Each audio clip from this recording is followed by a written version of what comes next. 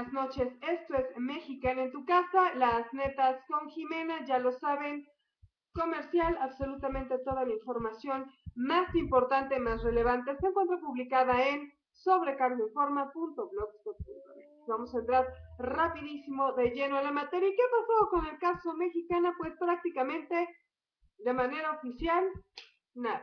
Pero vamos a dar lectura a lo que se ha manejado tanto en redes sociales como en las noticias. Tenemos, para empezar y abrir boca, tenedor acá, empresa sin registro.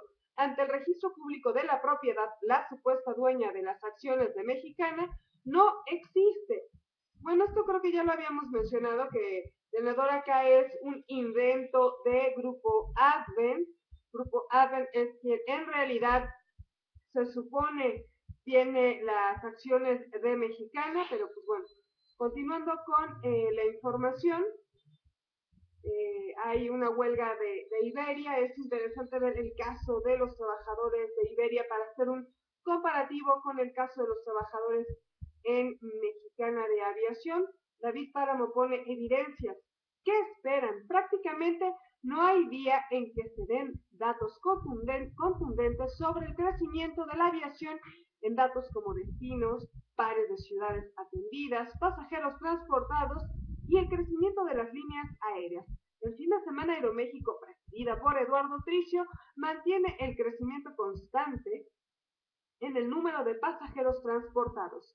Estos datos objetivos dejan claro que prácticamente nadie necesita Mexicana de Aviación, y de ahí que no haya inversionistas a quienes siguen alargando la novela, no tienen dinero y trabajan a favor de Gastón Azcárraga, y que los activos sigan perdiendo valor en prejuicio de los acreedores, cuya lista comienza por los propios trabajadores. Esta columna llevamos meses reiterando la necesidad de vender la base de mantenimiento MRO, la cual es la única empresa de lo que fue ese grupo que tiene valor real y que se está desperdiciando por la inmunidad jurídica en que opera. Pues bueno, sabemos que hay mucha gente interesada en adquirir únicamente la base de mantenimiento.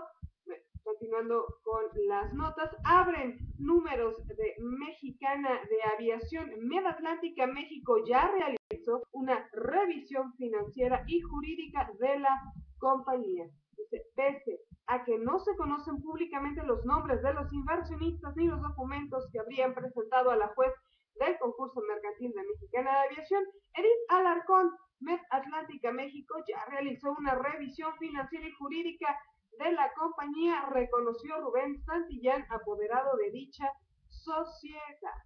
Otra nota más, los gobiernos deben estar más atentos a las aerolíneas. Y bueno, por último, tenemos del correo del blog, dice, continuamos los sobrecargos de Mexicana sin tener ninguna asamblea con la representación de nuestro sindicato. Información dudosa y que confunde a la gente se sigue manejando por la vía informal de redes sociales y chismes. Los jubilados con 7 meses sin pago y ninguna solución respecto a la afectación del fideicomiso. La empresa tampoco informa ni comunica absolutamente nada. Y la autoridad laboral, bien, gracias. Y bueno, un último correo al cual yo creo que sí le voy a dar lectura porque realmente es importante los señalamientos que realiza el compañero. Y dice, en el eventual caso de un regreso de Mexicana hay aspectos muy importantes que se deben tomar en consideración, especialmente cuando los trabajadores hemos vivido un proceso marcado por la turbiedad y las múltiples violaciones a las leyes que ya conocemos. 1. El pago de pasivo laboral. Esto es, el pago de todo lo que se nos adeuda: salarios caídos, liquidaciones, finiquitos y pensiones de jubilados, retroactivo a agosto de 2010. Este pago debe ser como lo marca la Ley Federal del Trabajo, en una sola exhibición y apegado al contrato colectivo de trabajo que al día de hoy sigue vigente, y recordando también que no estamos en suspensión de relación laboral. 2.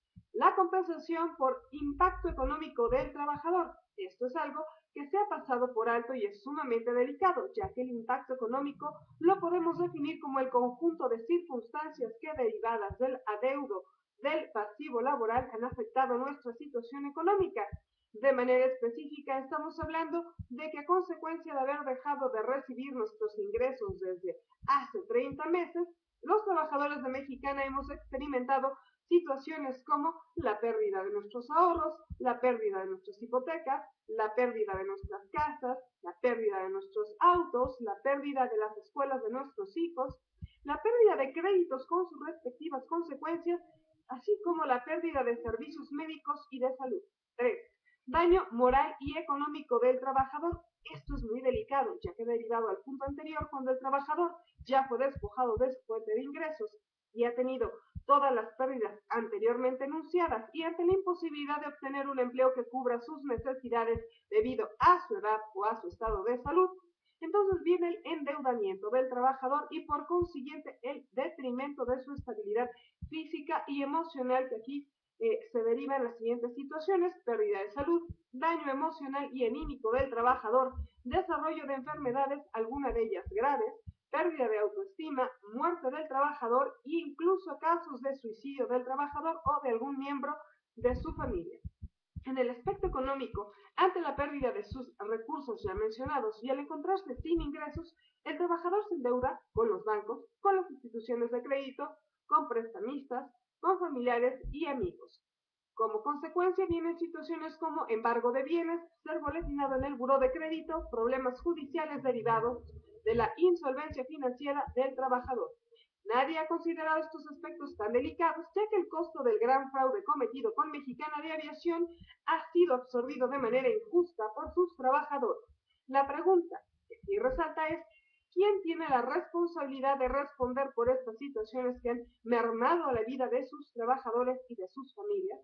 La responsabilidad es compartida por parte de los sindicatos, cuya función más elemental es defender los derechos de los trabajadores y del Estado, que por conducto de la Secretaría del Trabajo y la Secretaría de Economía debe responder por el daño tan grave que ha impactado de manera severa a los 9,000 trabajadores de Mexicana y sus familias.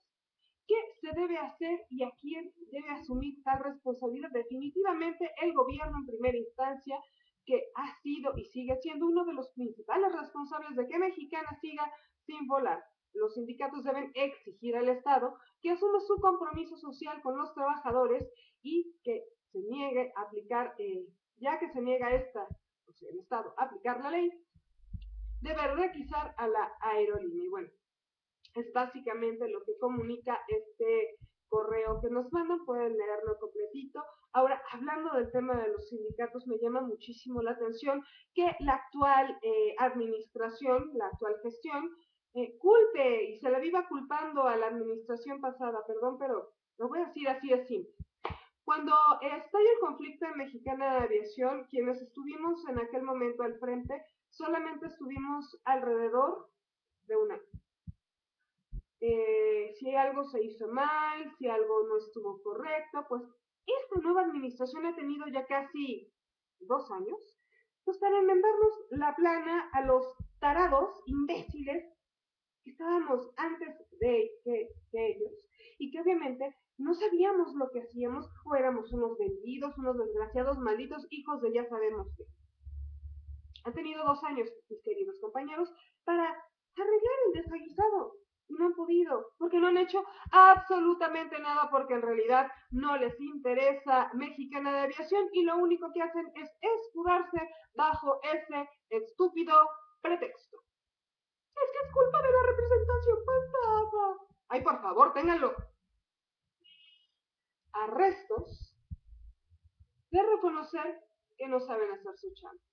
Pues bueno, eso sería todo por el día de hoy. Les mando un beso enorme a todos. Ahora.